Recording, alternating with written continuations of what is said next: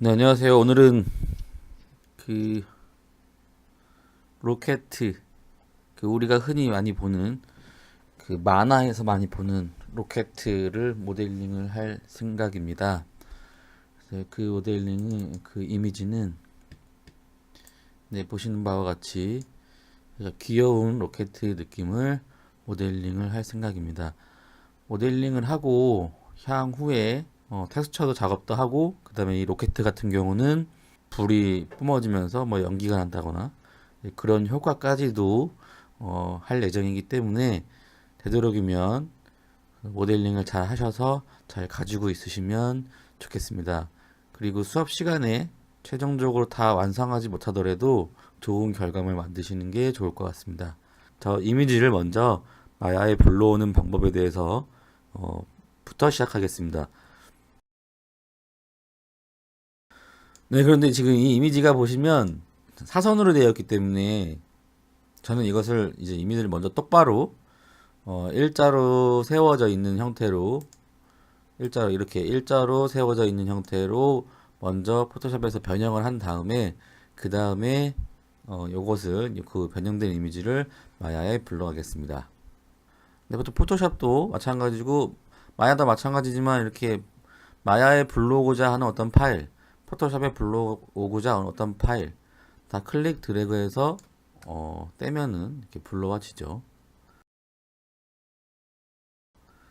네, 포토샵을 많이들 하신 분들도 계시겠지만 많이 안 하신 분들도 계실 거라 생각이 들어서 포토샵 지금 이 이미지를 일자로 세우는 방법에 대해서도 한번 설명하겠습니다.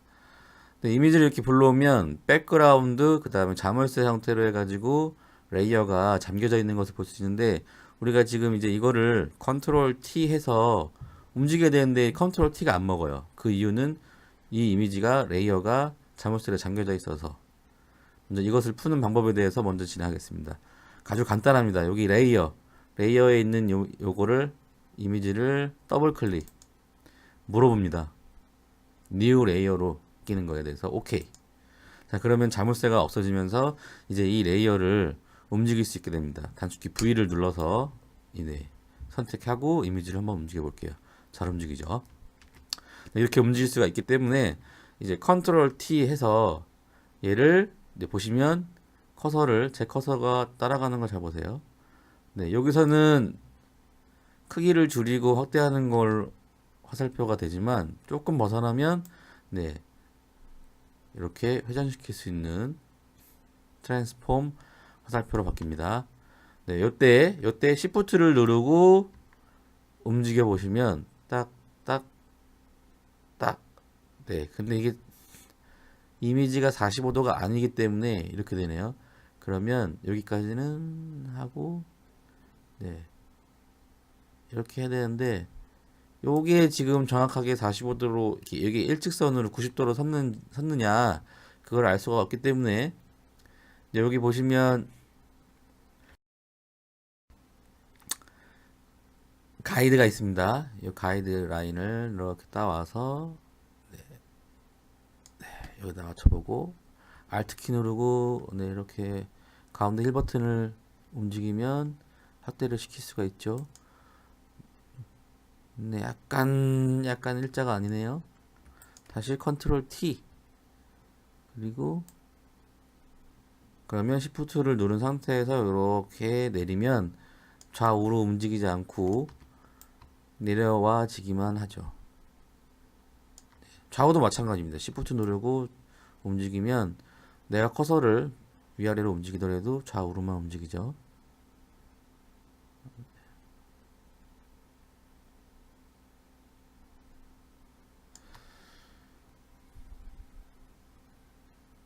네, 이미지가 지금 0부터 900 픽셀이니까 되도록이면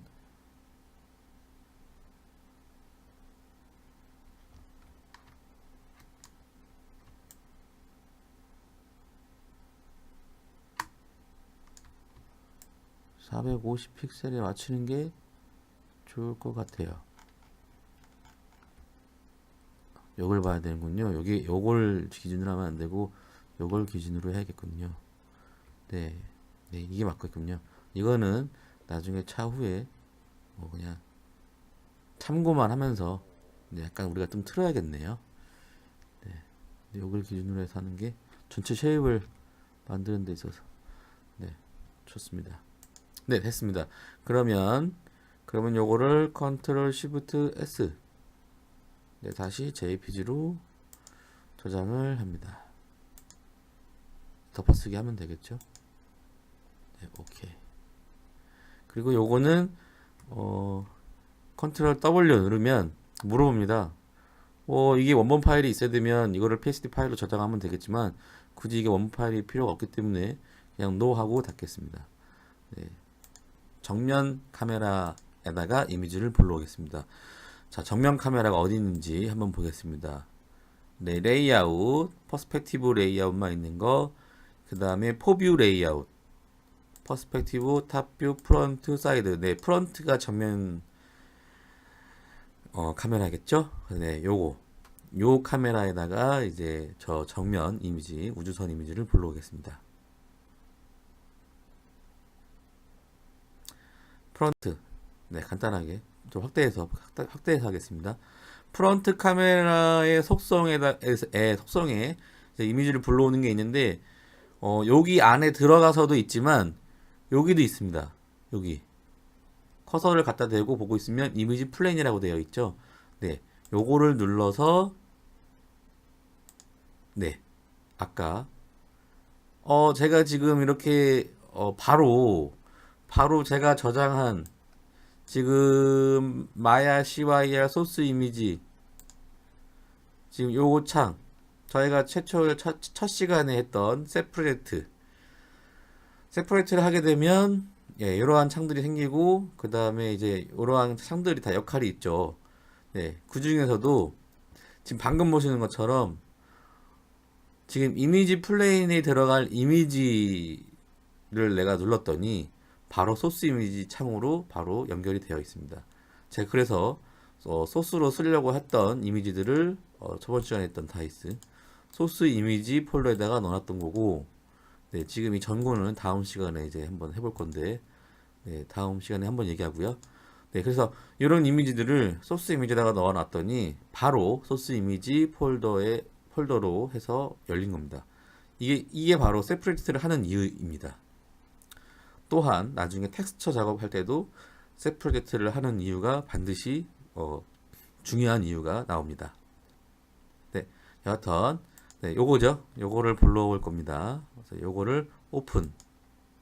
네, 오픈을 누르게 되면 네, 이렇게 정 가운데에 이렇게 이미지가 불러와지게 되게 됩니다. 네, 요게 퍼스펙티브 카메라로 보게 되면 어떻게 보이는지 한번 보겠습니다.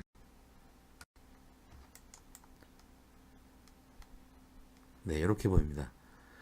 실제로 프런트 카메라가 보이지 않죠? 모양이. 저게 프론트 카메라일 수도 있을까요? 네. 다른 카메라들도 마찬가지입니다. 탑 카메라도, 사이드 카메라도 퍼스펙티브 뷰에서 아무리 돌려봐도 보이지 않습니다. 뭐 이유는 잘 모르겠어요. 그러나 이제 메뉴에 크리에이트 가서 카메라, 네. 하나를 열면 카메라를 하나 새로 만들어서 보게 되면 이 카메라 쉐입이 보이고 카메라로 보이는 것이 어떻게 보이는지 알고 싶으면 여기 패널에서 퍼스펙티브에서 방금 내가 만든 카메라가 카메라 1입니다. 카메라 1로 바꾸면 그 카메라 1로 보이는 뷰로 바뀝니다. 이렇게 저 보이시죠? 카메라 1로 보이는 뷰와 지금 여기서는 퍼스펙티브 카메라로 보이는 뷰. 그래서 내가 카메라가 지금 어떻게 움직이는지도 볼 수가 있죠. 보이죠? 네.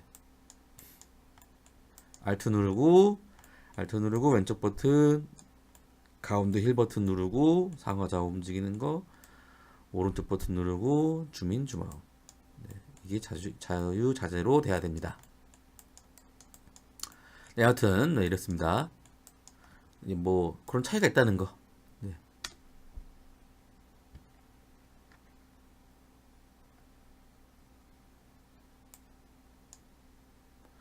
탑뷰 위치 바뀌었는데 뭐 당황하지 마시고 바꾸면 됩니다. 사실 탑뷰로 바꿔주고 퍼스펙티브로 바꿔주고. 네. 참고로 이 아까 방금 보여드렸던 패널에서 이렇게 카메라 바꾸는 거 말고도 이 창들을 어떤 창으로든지 내가 원하는 대로 편집을 할 수가 있습니다. 아웃라이너로. 아웃라이너는 여기 투 창으로 해가지고 아웃라이너와 퍼스펙티브 보이는 창도 있었죠. 네. 다 우리가 얼마든지 할 수는 있으나 굳이 제 경험상 그 레이아웃까지 다 바꿔가면서 할 일이 별로 없었다. 네. 이미지 하나 불러오는데 꽤 오래 걸렸네요. 네. 또 있네. 또 하나 해야 되겠네요. 네. 작업을 하다 보면요. 원치 않게 요 이미지를 자꾸 움직일 때가 있습니다. 요 이미지를 자꾸 우리가 선택을 하게 될 때가 있는데, 우리는 모델링을 지금 여기서 이 위치에다 놓고 작업할 건데, 지금 이 이미지가 모델링에 있는 위치랑 그 같은 위치에 있어서 이렇게 하다 보면 불편합니다. 그래서 요거는 뒤로 밀어주시면 좋습니다. 되도록이면. 네, 모델링 위치랑 겹치지 않게끔. 네, 옆모습도 마찬가지죠. 때로는 가운데 있어야 될 때도 있겠지만 대부분은 좀 모델링에 있는 위치에서 좀 벗어난 위치로 놔두는 게 좋습니다. 당연히 이렇게 옮기시면 안 되겠죠. 위로도 되도록이면 하지 마시고요. 그냥 이 상태에서 바로 뒤로만. 근데 이거 궁금하다. 이것도 여기 있습니다. 이미지 플레인의 채널 박스 0. 원점으로 오죠. 마이너스 3. 네, 마이너스 3. 3만큼 뒤로 이동합니다. 눈금 하나, 둘, 셋, 3만큼 이동합니다. 마이너스 6. 마이너스 한 10 하죠. 마이너스 10. 뎁스 뭐 이런 거 움직여 보면은 어떻게 되는지 차이가 났는데, 네, 나네요. 네, 그렇죠. 네, 그렇죠. 네, 그렇죠. 네. 또 이미지 플레인의 쉐입에서도 역시 마찬가지로 그러한 속성들을 바꿀 수가 있습니다. 더 키울 수도 있고, 10 정도로 할까요? 10. 네. 네, 이거는 그렇게 하면 되고요. 네, 이제 이 이미지를 더 이상 움직이면 안 되니까, 혹시나 모르니까 움직이면 안 되니까, 이거를 내가 또 하다 보면은 또 이렇게 틀 수도 있어요. 이렇게 틀어질 수도 있어요. 작업을 하다 보면. 엉뚱하게 이게 선택이 돼서. 그래서 이거를 막아놔야 됩니다. 막아놔야 되는데, 요 막아놓는 방법은 여기 이미지 플레인의 채널 박스에 가셔서 요 이름들 전체 다 Shift 누른 상태에서 트랜슬레이트 X부터 비지빌리티까지 선택하시고 우클릭, 여기 보시면 락이라고 있습니다. 락 셀렉티드, 잠근다는 거죠. 네, 잠가 놓으시면 나중에 얘를 움직이고 싶어도 움직일 수가 없습니다. 회색으로 바뀌었죠. 딱 봐도 회색으로 바뀌었으면 뭔가 이상하다 라는 걸 알 수가 있죠. 네, 이렇게 잠가 놓고 이제 작업을 시작하면 됩니다. 사실 제가 지금 설명을 되게 길게 하고 있지만 굉장히 짧은 겁니다. 이 해당되는 이게 금방 여러분들도 금방 알 수 있는 것들이고요. 좀 설명을 좀 길게 했는데, 네, 이제 모델링을 시작할 텐데, 먼저 저 주사위 했을 때처럼 그 주사위를 만들기 위해서 그 주사위의 가장 기본적인 형태를 우리가 무엇을 볼 거냐, 구체를 볼 거냐, 원기둥으로 볼 거냐, 원뿔로 볼 거냐, 육면체로 볼 거냐. 네, 이 로켓도 마찬가지입니다. 이 로켓을 만드는 데 있어서 로켓을 이런 자질구레한 날개들, 그 부속품들, 그러니까 꾸며주는 요소들 이런 것들을 일단은 생각하지 마시고 전체적인 어떤 느낌에 있어서 중요한 거, 큰 거부터 보셔야 되는 거죠.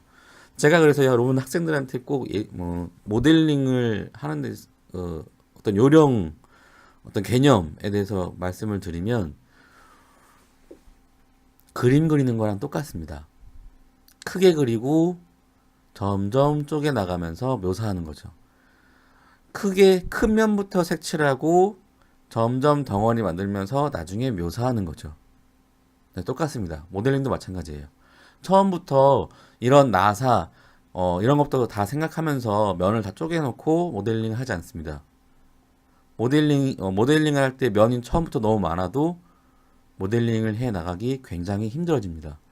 그래서 단순한 형태, 큰 느낌부터 만들어 나가면서 조금씩 면을 추가해 가면서 구체화 시키는 게 굉장히 중요합니다. 그것이 되게 중요한 요령이고요. 자, 로켓 먼저 봅시다.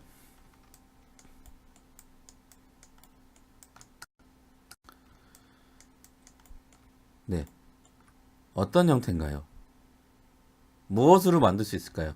여기 폴리건,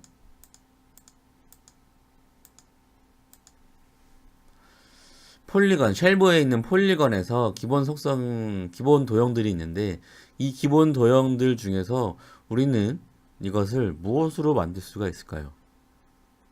그것부터 생각해야 됩니다. 원뿔, 구체, 원뿔도 가능할 거고 원기둥도 가능할 것 같고 그 다음에 구체도 왠지 가능할 것 같습니다. 한글로 되어 있을 경우 제가 한글로 바꿔볼게요. 한글로 바꾸고 QWER을 누르면 단축키가 안 먹습니다. Q 지금 들리시나요? 버튼 누르는 소리 안 먹습니다. 교수님 단축키가 안 먹어요. 굉장히 많이 듣는 소리인데 네 캡슐락이나 한영 타자가 잘못되어 있는 경우 안 됩니다. 네 그래서 단축키가 안 먹는다. 요 두 가지 경우를 한번 체크해 봐주시기 바랍니다. 다시 네 스케일부터 맞춰보겠습니다.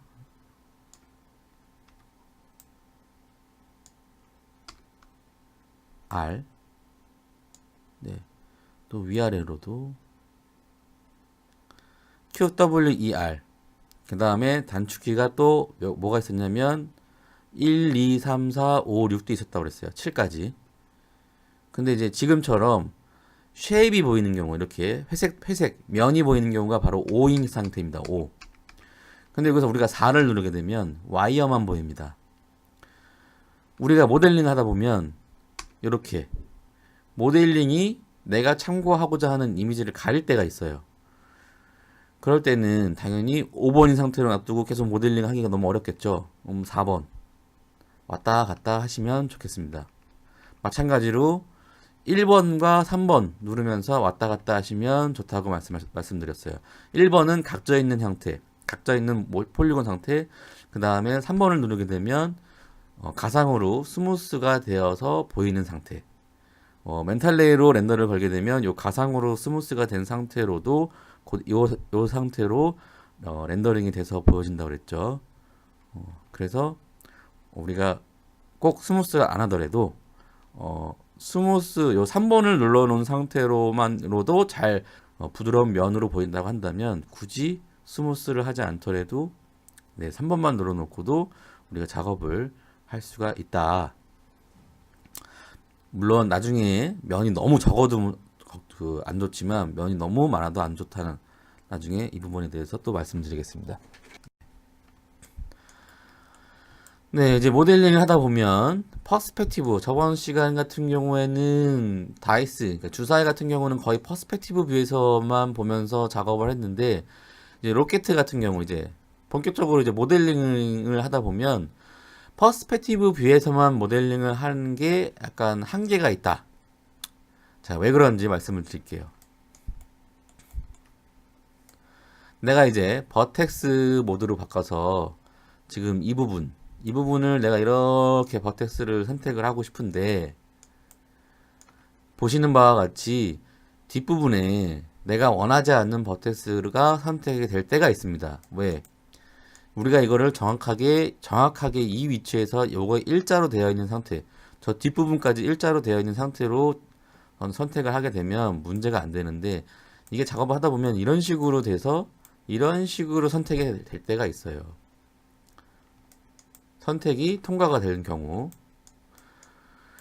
그래서 요런 게 이제 요런 것 때문에 우리가 사실은 퍼스펙티브 뷰에서만 볼 게 아니라 네, 탑 뷰에서 혹은 프론트 뷰에서 보시면서 이렇게 내가 원하는 줄에 있는 버텍스만 선택하고 싶을 때, 그러면 이제 사이드 뷰나 프론트 뷰나 그 다음에 탑 뷰 같은 경우에서는 내가 원하는 부분의 버텍스들만 따로 선택이 가능하죠.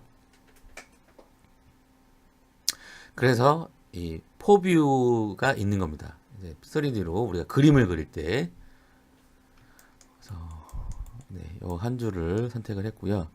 이제 요것만 잡고 하시면 안 돼요. 이렇게 보고 하시는 경우 굉장히 많습니다. 여기 줄어드니까. 그런데 지금 손잡이를 스케일 툴에 요 손잡이를 잡고 하시게 되면 어떻게 되는 거냐면 요렇게 좌우로만 줄어드는 거지 Z축으로 깊이감은 그대로 있는 거예요. 그러니까 이상해 보이는 거죠. 이렇게 되는 거죠. 우리가 원하는 거는 이게 아니라 전체적으로 줄어들어야 되는 거죠. 이렇게 보시는 바와 같이 가운데에 있는 육면체 스케일 요 죄송합니다. 이걸 잡고 움직이셔야지 여러분들이 원하는 대로 또 내가 원하는 대로 네, 스케일이 줄어듭니다.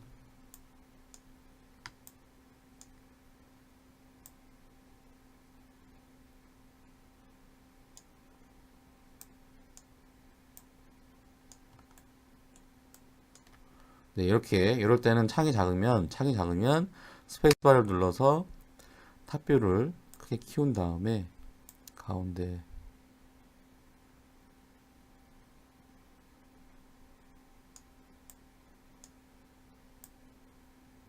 네, 네 이런 식으로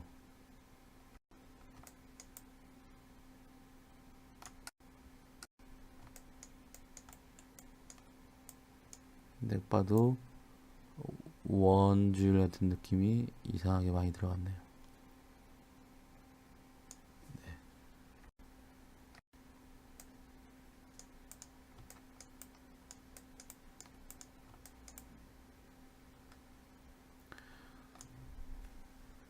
이렇게 보이고요.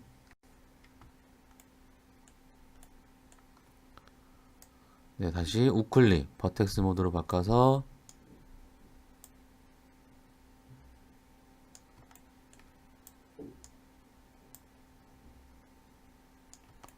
스케일들을 조정을 하면서 맞춰 보겠습니다.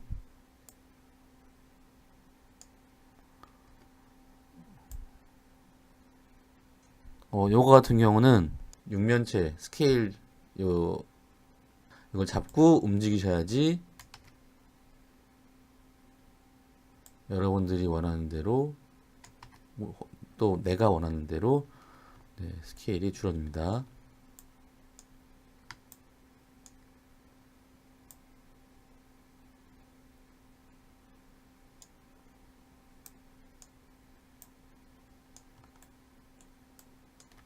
네, 이렇게 이럴 때는 창이 작으면 스페이스바를 눌러서 탑뷰를 크게 키운 다음에 가운데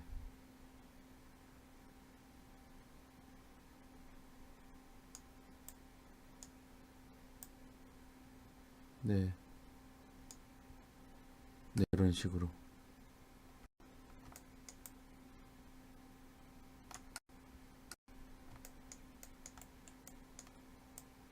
nek 봐도 원줄 같은 느낌이 이상하게 많이 들어갔네요.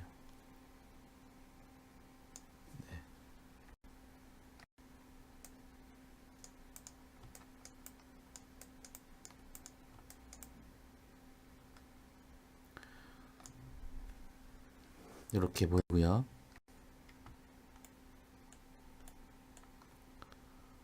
네, 다시 우클릭 버텍스 모드로 바꿔서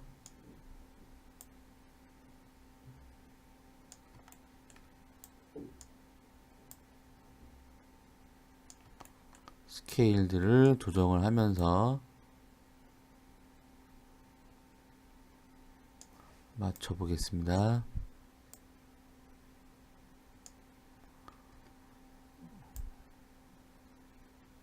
요거 같은 경우는 여기를 맞춰 주겠습니다. 날개의 끝부분과 이 로켓의 몸통의 요 엣지를 여기다 맞춰 주겠습니다.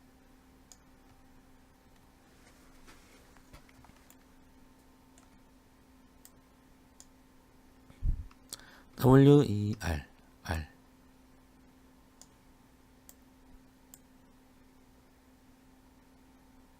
저는 지금 1, 2, 3번인 상태로 놓고 모델링을 하고 있어서 마치 이렇게 밀려 보이는 건데, 네. 모델링 하실 때는 꼭 1번과 3번을 왔다 갔다 하시면서 보시는 게 좋습니다.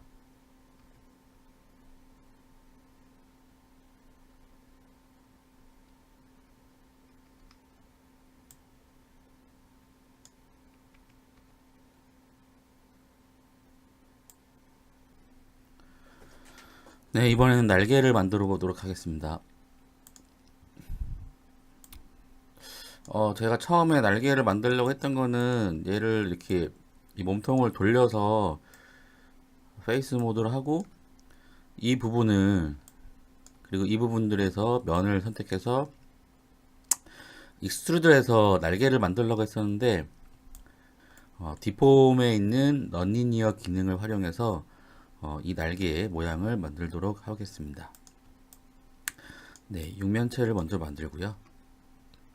항상 말씀드리지만 먼저 날개의 전체적인 크기를 대략적으로 맞춰줍니다.